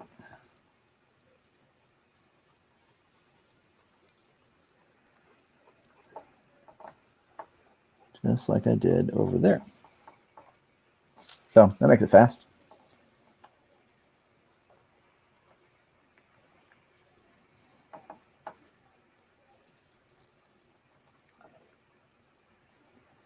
Having a driver issue. So every once in a while you'll see that line, the pressure's not working. And so it'll be like real thick, be a fat line. And so I have to undo it and fix it. It's a little frustrating. So hopefully they will get the drivers updated as needed. XP Pen, get on it.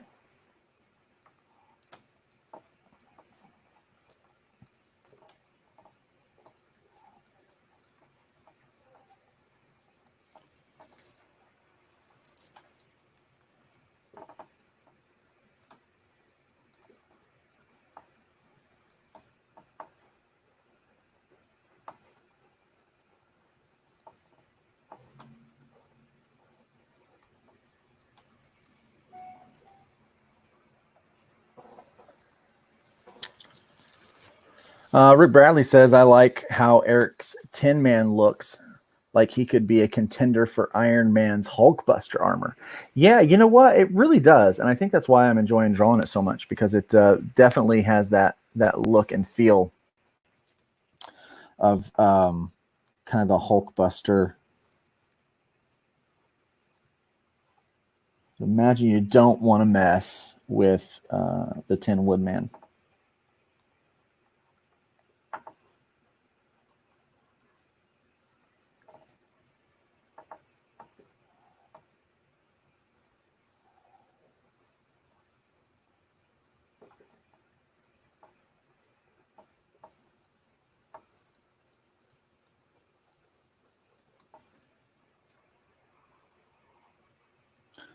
Hopefully I'm not giving you guys seizure, giving you vertigo with the flipping the page around.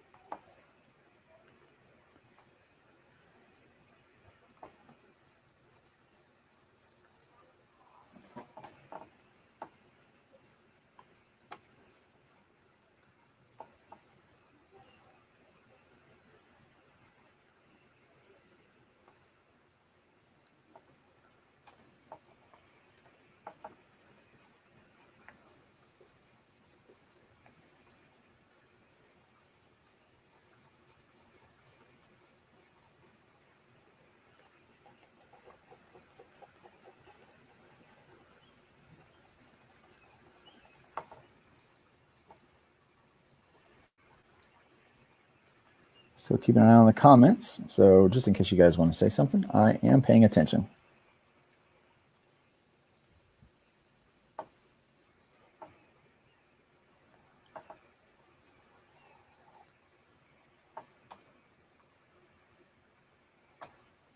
Strokes.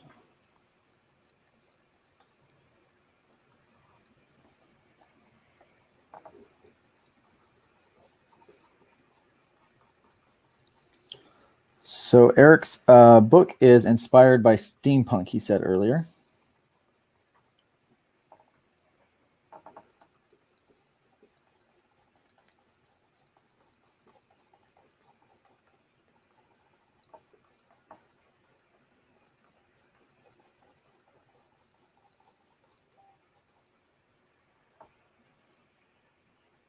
You can definitely see the steampunk in there.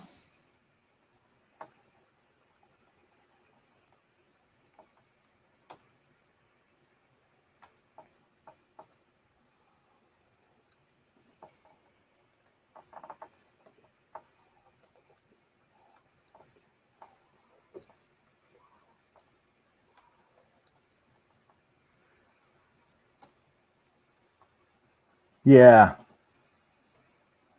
I have seen just the Advocator version of this. I haven't seen the first issue yet. So I hope to get that with my pledge.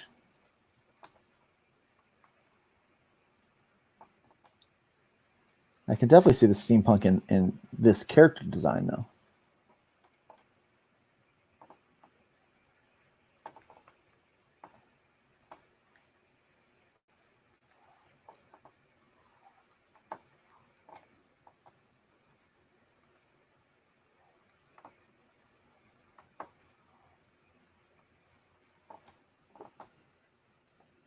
It's a little overcast today.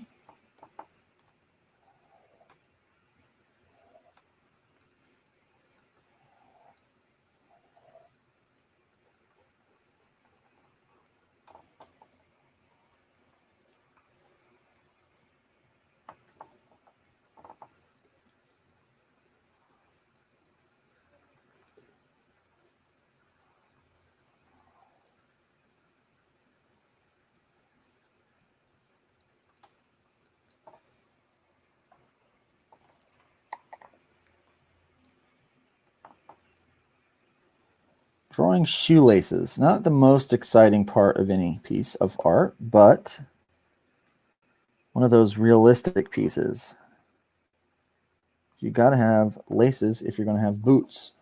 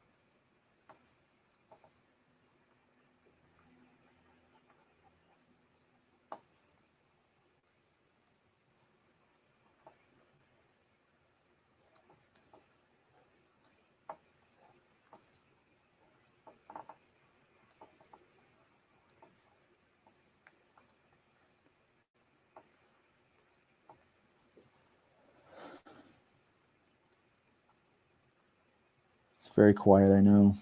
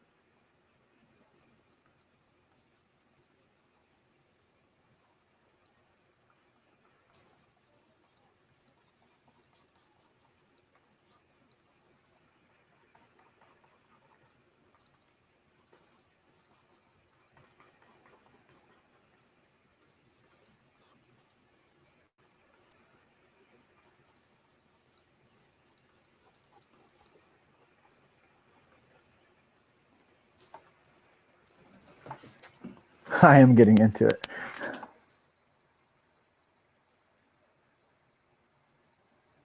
Yeah. So yeah, Rick Bradley says that I could just draw all pouches. I mean, it worked for Liefeld, and I am getting into it. It's pretty fun, really. This is a fun character to draw. Even though I'm drawing a leg at the moment, you know, it's still pretty cool to draw.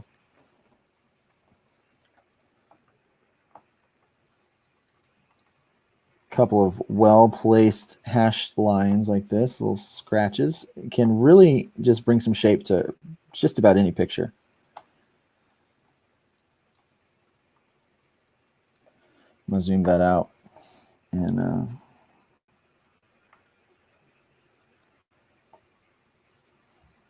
help me know where I want to put some of these at.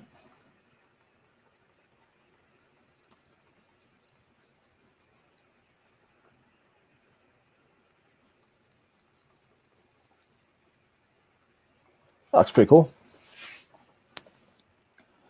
We're almost done. Can we finish in 10 minutes? Oh, I don't know. We can get close.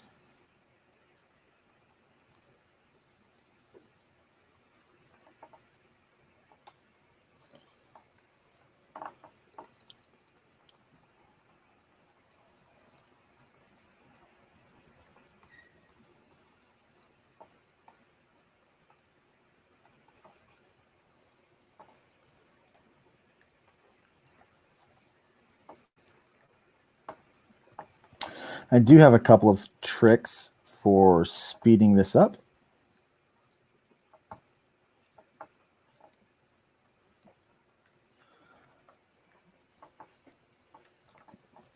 shall use one.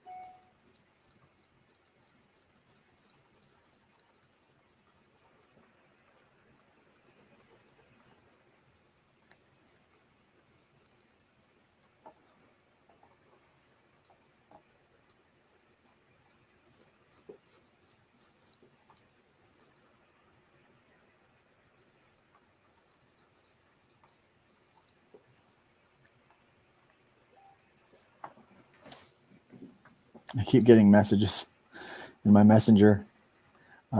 They don't know that I'm doing this right now, apparently. Would love to talk. Unfortunately,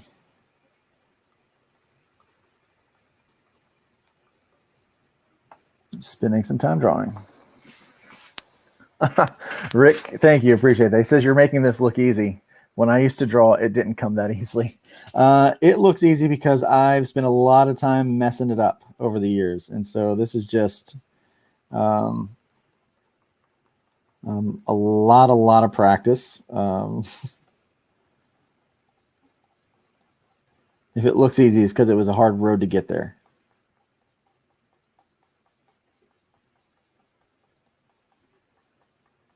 I've got this new shading technique that I like that I'm using a lot. It's kind of scratchy. I'm liking it. I hope other people like it too, but if they don't, I'm not losing any sleep over it.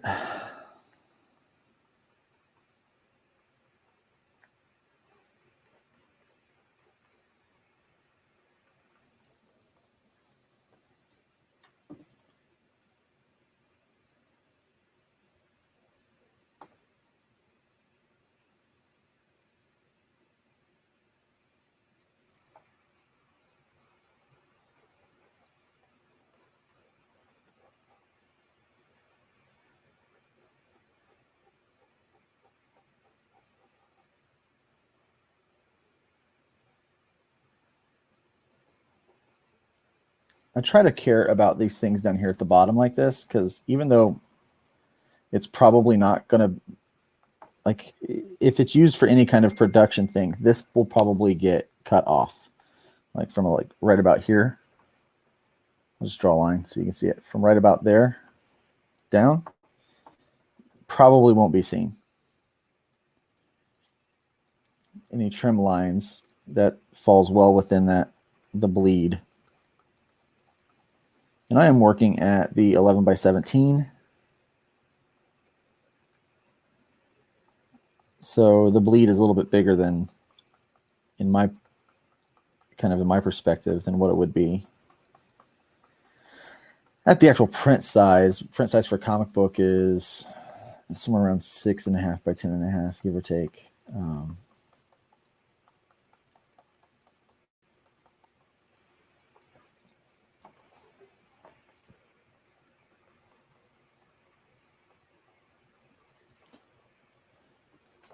Oh, we're so close. I might just go over just a little bit. I'm not gonna rush it because I want it to look good.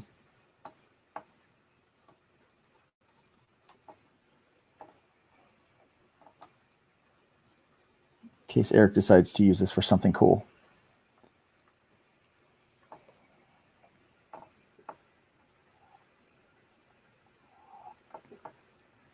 take the extra couple of minutes.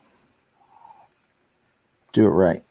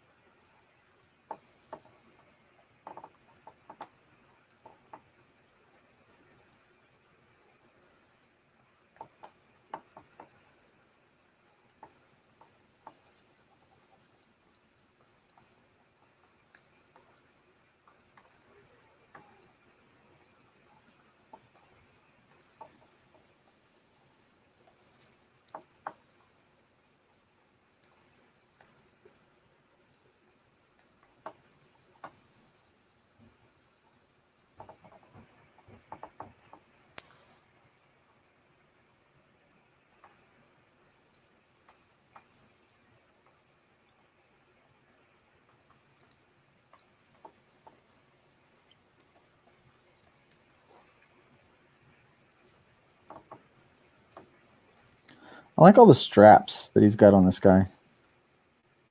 Makes sense that leather straps would be holding him together.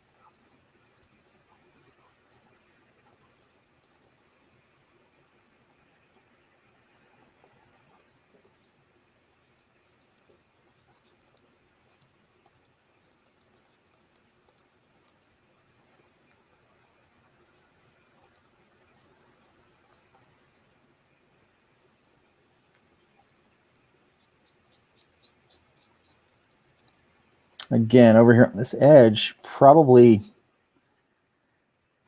not going to be seen. But I feel like taking the time and doing it right is worth it.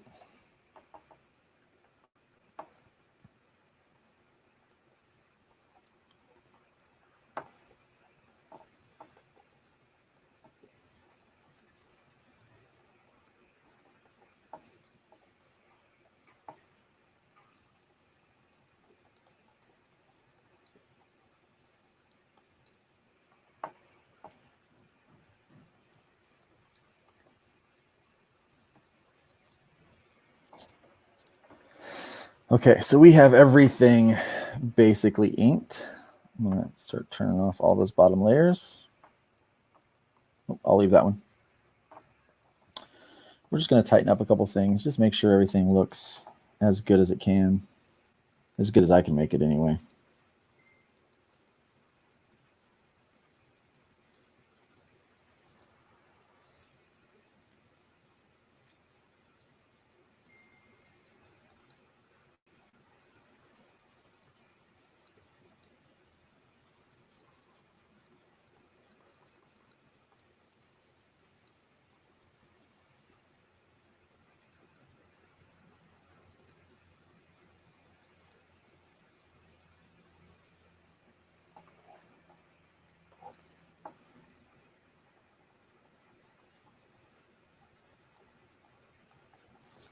Yeah, we're a little bit over, but it's worth just waiting a couple minutes and getting it done right.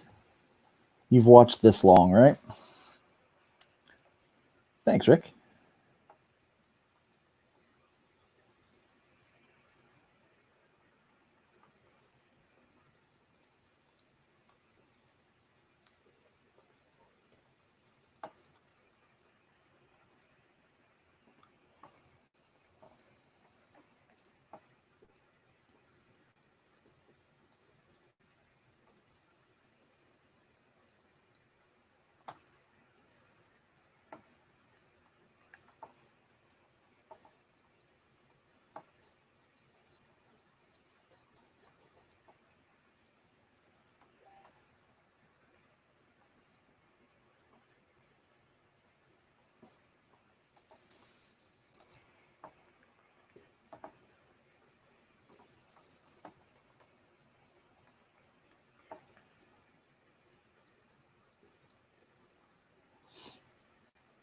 The tablet did it again there. Do you see that?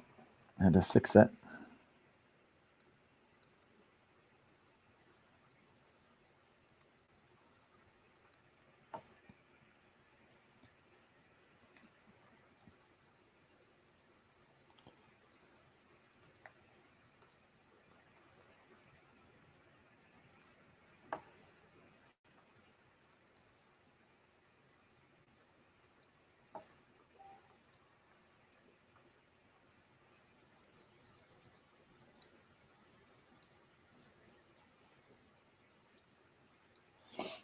This is the Tin Woodman, and I think he's just about done.